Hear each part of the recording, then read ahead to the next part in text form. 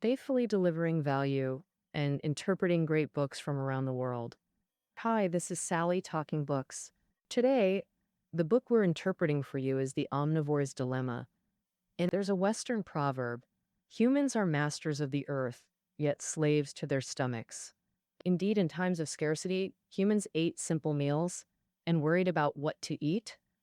Yet, in the modern era with highly advanced agriculture and food industry, humans can enjoy all kinds of delicacies, but still worry about what to eat. The only difference is, in the past, people suffered from no choices. Today, they're confused by too many choices, unsure how to choose. The Omnivore's Dilemma. The direct translation of this book's English title should be The Omnivore's Dilemma. The author's core goal is to answer what to eat.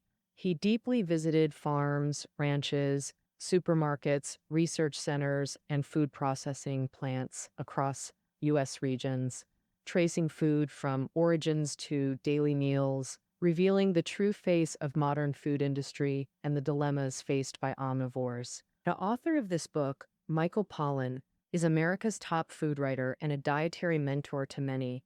His notable works include In Defense of Food and Food Rules, among others. His works have won the James Beard Award multiple times, often called the Oscar of the food world. Moreover, he was named one of America's top 10 thought leaders by Newsweek and as food god by Time magazine. Pollan divides human food sources into three main chains: industrial food chain, organic food chain, and hunter-gatherer food chain. So next, let's follow Pollan's footsteps and explore these three chains to find out what humans should really eat. The best answer. First, let's step into the industrial food chain, the longest and most closely tied to humans. This chain represents modern food industry, with its key feature being large-scale monoculture farming and processing into various foods. It has diversified diets and fed more people, but also brought new issues, deepening dietary anxieties. So how does this food chain work? Next, let's start from the foundational species of the industrial chain, the basic ingredient of modern human diet, starting with corn. Corn originated in Central America, the New World. After its discovery, corn stepped onto the global stage. At first, corn wasn't well received by Europeans.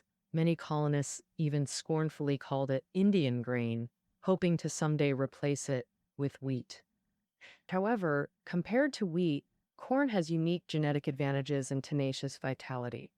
Specifically, corn can survive in water, scarce, and high-temperature environments, has higher photosynthetic efficiency, a shorter growth cycle, and naturally produces more grains. For example, one corn seed can yield over 150 corn kernels, sometimes even more than 300, whereas one wheat seed, even in a bountiful year, can produce at most over 50 wheat grains. Thus, corn naturally secured a place in the human diet. This plant not only solved the basic needs of North American colonists, but also served as a prime cash crop. For instance, corn kernels, when crushed and fermented, can be brewed into beer or distilled into whiskey. Also, corn husks can be woven into mats and ropes, while corn cobs can be used for heating or as toilet paper. As British writer William Cobbett said, corn is the greatest blessing God bestowed upon humanity. Since corn is easy to grow, energy-rich, and versatile in use, driven by profit, Americans began large-scale corn cultivation and sought ways to increase its yield per unit area. In the early 20th century, the emergence of genetically modified corn not only greatly boosted corn yield, but also marked the start of its industrial production era. Of course, the most crucial turning point in corn cultivation history traces back to the use of chemical fertilizers. After World War II, the U.S. government found itself with an excess stockpile of ammonium nitrate. Ammonium nitrate is not only a key ingredient for explosives, but also a fertilizer for plant growth. So the US government didn't hesitate to spread the surplus onto cornfields with the largest scale and highest returns. Thus, catalyzed by nitrogen fertilizers, plus the spread of hybridization technology and high-tech equipment, US corn yield entered a new surge period. Especially after the 1940s, nearly 12 tons of corn could be harvested per hectare. Corn excellently adapted to the industrial system, consuming vast chemical fertilizers, then transforming into even larger food resources. To utilize the enormous corn output, U.S. government scientists and businesses began finding every possible way to incorporate corn into the human food chain. Besides directly serving as human food, about two-thirds of the remaining corn enters U.S. feedlots, becoming daily meals for cattle, chickens, pigs, and other animals. Of course, these animals thriving on corn ultimately enter human mouths in various forms, like the KFC and McDonald's fast food Americans frequently eat. Also, cheese, butter, and other dairy products made from milk. If you enter the endpoint of the industrial food chain, supermarkets, you'll find corn everywhere. For example, the juices and sodas we drink daily are actually corn products. Scientists extract high fructose corn syrup from corn. This cheap fructose became wildly popular in beverages, successfully replacing more expensive cane sugar. It's important to know that high fructose corn syrup is the second largest ingredient in drinks after water. So drinking them means half is essentially syrup. In fact, over half of those obscure food ingredient labels in supermarkets are corn-derived. Common items like modified starch, crystalline fructose, vitamin C, MSG, caramel coloring, etc., are all made from corn extracts, even many daily products. For example, toothpaste, trash bags, diapers, batteries all contain corn. According to incomplete statistics, over a quarter of products in American supermarkets contain corn ingredients. Responsibly speaking, the American supermarket itself is a massive corn showcase. However, too much of anything is harmful. Corn's explosive growth and overuse finally led to economic and social issues in America. For instance, corn overproduction made prices extremely low, so farmers increased yields without increasing income. A farmer with hundreds of hectares of cornfields can feed over 100 Americans, yet can't support their own family. Moreover, reckless use of synthetic nitrogen fertilizers during cultivation broke nature's food chain, making organisms dependent on chemicals instead of sunlight, ultimately destroying our environment. Okay, that wraps up our first section. This industrial food chain, with corn as its origin, extends into every aspect of people's lives: food, clothing, shelter, and transportation. Modern omnivores seem to face abundant choices, but it's actually an illusion. Behind the vast array of processed foods, corn dominates half the landscape. Next, Pollan will lead us deep into pastures to explore another human food chain. That is, today's second section, the organic food chain. As Americans grew more concerned about processed foods, a new spiritual reverence emerged in the early 20th century. People wanting modern convenience while yearning for the past. That simple pastoral lifestyle saw food as nature's gift, not a product of chemical fertilizers and antibiotics. People called this reverence organic, gradually developing it into a new food chain, the organic food chain. There are so-called organic foods, truly from pure natural farms. Let's explore the truth of the organic food chain, starting from the early organic movement. The early organic movement demanded agriculture eliminate chemical pesticides, refined processing, and industrial models, extremely stringent requirements. Some committed individuals practiced this organic philosophy through action. Like Jean Kahn, founder of Cascadian Farm, a devoted follower of the early organic movement. Initially, Kahn strictly followed organic standards: no chemicals, no refined processing. But mostly, he mechanically tried book methods without local adaptation, suffering poor harvests. Plus, organic ideals hindered government-pushed industrialization. Amid agricultural development, Cascadian Farm faced obstacles from USDA and capitalists. Ultimately, Khan compromised with reality. While maintaining no chemical pesticides or antibiotics, he gradually abandoned impractical ideals like complete anti-industrialization. Innovative and adaptive, Khan began experimenting with refined processing of organic produce. For instance, processing blueberries and strawberries into jams for U.S. supermarkets.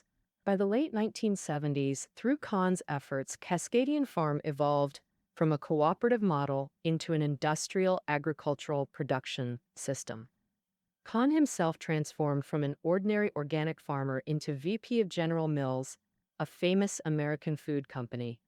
Hearing this, you've probably guessed the fate of the early organic movement.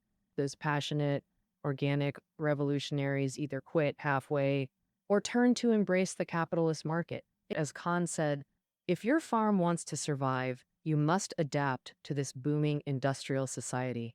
So, what does today's organic food chain, so popular among Americans, actually look like? With this question, Pollan again visited supermarkets closely tied to people's lives. But this supermarket wasn't ordinary. It was Whole Foods Market, claiming to sell only organic products. Indeed, the food quality here looks excellent. All USDA organic certified with eye-catching labels like naturally grown, free range. Many product descriptions read like pastoral poetry, like that sirloin steak Pollan lingered over. Its description read, "This beef comes from a cow, living its whole life in beauty, lush plants, clean water, on fertile grassland under blue skies. Humans and cattle coexist harmoniously." It sounds perfectly organic, and consumers gladly pay for this storied steak, even though it costs more than double regular steak. But when Pollan dug deeper, he found confusing contradictions, especially same products from different brands, like organic milk. Some labels say ultra pasteurized, meaning longer shelf life, while another milk boasts never ultra pasteurized, meaning their product is fresher with less processing, but also more perishable. So, which kind of milk should we choose? Or rather, who is the real, genuine organic milk? Poland doesn't know how to choose, and I bet you're also lost in thought about this. So, after all, as consumers, we rarely get to visit organic milk producers. We can only judge based on the labels of these two kinds of milk. This labeling is actually a key innovation by Whole Foods Market. Through appealing labels, various certifications, and celebrity endorsements, it makes the otherwise vague and complex food chain crystal clear to consumers. When buying organic food, it's less about practicing pastoral ideals and more about reading, understanding, and testing the product labels. Facing an organic food chain with an annual output of $11 billion, Pollan decided to personally visit California, the largest producer of organic food in the U.S., to see for himself. When Pollan arrived in California, he found that the farms here weren't as depicted by Whole Foods. No mountains, grazing cattle, or green pastures. No pastoral poetry, just what's no different from ordinary industrial farms. Endless cornfields, boundless chicken coops, cows hooked to milking machines, and the occasional smell of chemical fertilizers wafting over. Without further investigation, Pollan knew that the storied organic sirloin steak from Whole Foods was just a beautiful tale spun by farmers and capitalists to soothe consumers' dietary anxieties. Perhaps the only consolation is that these farms don't use antibiotics, and the chemical fertilizers are milder. If lucky, the animals might get some fresh grass occasionally. So, what really is a true organic food chain? Pollan had the privilege of visiting one of the few true adherents to organic ideals in America. When Pollan arrived at Salatin's farm, he found a real pastoral beauty here. Birds singing on branches, hens softly clucking, calves grazing on the hillside. Not far away, clear stream water gurgling. Salatin said, "All this beauty is thanks to the over 40 hectares of grassland on the farm. It's this grassland that first feeds the beef cattle." After the beef cattle leave, the chickens start providing comprehensive cleaning services for the grassland and the herd. They peck at the larvae and maggots in the cow dung here to reduce parasites in the grassland while also contributing large amounts of pure natural nitrogen fertilizer to the grass, which is chicken manure. Just like that, after a period of rest and recuperation, the cattle can come back to graze again. Every year before summer ends, Salatin's farm produces a large amount of beef, pork, turkey, rabbit, eggs, etc., enough to supply a small village of 500 people. All these foods come entirely from that over 40 hectares of grassland on the farm and are truly pure, natural, and harmless. Of course, these foods have no barcodes, nor are they transported via cold chain. They are only sold to people who believe in this farm. The Old Testament writes, "All flesh is like grass." This phrase equates flesh and blood to grass. That is to say, grass is the origin of nature's food chain. All animals in this world, including humans, are raised by grass. Yet, the organic food chain currently revered in American society is merely an industrialized organic food chain hidden beneath a pastoral poetic facade. The true organic food chain always has its origin on the ever-renewing grassland, not in the endless cornfields. All right, that wraps up our second section on the organic food chain. This food chain is very popular in America now, yet it's just a variant of the industrial food chain. True organic food chains in America can be said to be few and far between.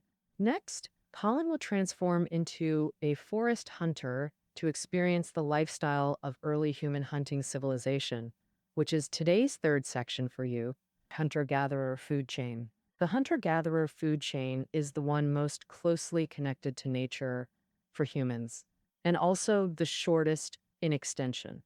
In this food chain, humans need to personally search for pure natural food in nature and consume it directly after simple cooking.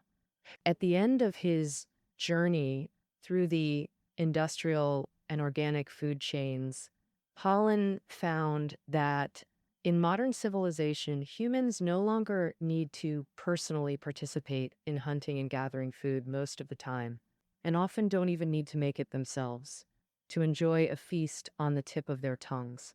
However, Pollan also deeply felt that humans, detached from the source of the food chain, can hardly taste the original flavor of food anymore and are gradually forgetting the traditional culture and etiquette of eating. So, Pollan wanted to return to ancient times to personally experience the hunter-gatherer food chain, feeling the joy from gathering food to cooking gourmet meals. Thus, Pollan and his companions came to the forest, planning to hunt a wild boar first as the main course for their feast. However, when he actually started living as a hunter, he found it full of difficulties. Besides learning to identify where and when wild boars frequent, he also needed to overcome his fear of firing a gun. After much trouble, with help from a professional hunter, Colin finally gathered courage to pull the trigger and hunted a wild boar. To Pollan's astonishment, when facing the fallen prey, he felt not guilt, but a thrill of conquest. But this thrill didn't last long. When Pollan began processing the boar's carcass, he realized death isn't easy. Colin felt waves of nausea, not just from seeing the animal's guts, feces, and organs, but because they reminded him that humans, also animals, face death. Pollan began feeling fear and guilt over the boar's death, even deciding to abandon this delicacy at one point. In modern dietary civilization, these are issues we rarely encounter. In this hunt, Colin's emotions evolved from conqueror's arrogance to nausea and guilt, a dilemma Neolithic humans faced. On one hand, people need hunting to fill their stomachs and be self-sufficient. On the other, they constantly face instinctive fear and guilt when killing and processing animals. This guilt isn't just moral, it's perhaps more an indescribable philosophical burden. But with delicacy before them, ancient ancestors, hunters, and Pollan all ultimately chose to eat the game. With the boar for the main dish, Pollan also needed to gather mushrooms and wild fruits for sides, sounding easier than hunting. In fact, gathering food in nature is no less challenging than hunting. It's totally different from modern picking, requiring accurate identification of edible versus poisonous mushrooms and quick location of their habitats. Despite extensive research beforehand, when chanterelles appeared, Colin hesitated and even after bringing them home, didn't dare eat them, fearing toxicity. Not eating the false chanterelles is a regret, missing out on this true delicacy. This is another dilemma humans face in the hunter-gatherer food chain. Pollan's gathering journey was tough, but ultimately successful. It ended with a homemade wild feast, completely transparent and intimately connected to nature through the shortest food chain. In this feast, people not only enjoyed the most natural and freshest ingredients, but also felt the essence of nature, awakening reverence for it. This pure hunter-gatherer feast, from gathering to careful preparation, took over 10 days. Understandably, the time cost of this delicacy is too high, making it hard to practice in modern civilization. Whereas you only need to wait 5 minutes at McDonald's counter and a balanced lunch is served before you. Such fast food seems cheaper, but is that really the case? Through our previous discussion, I believe you've realized its true cost is actually shifted to the natural environment, public health, and humanity's future. Finally, let's summarize the dilemma faced by omnivores. The development of the food industry has spawned a dazzling array of foods, bringing tasty delights to humans, yet concealing the uniformity of ingredients and industrialized production paths. For contemporary omnivores, wanting to eat food that is both delicious and healthy has become a luxury. All right, that concludes our interpretation of the omnivore's dilemma for you. Listening notes are below the audio. See you tomorrow.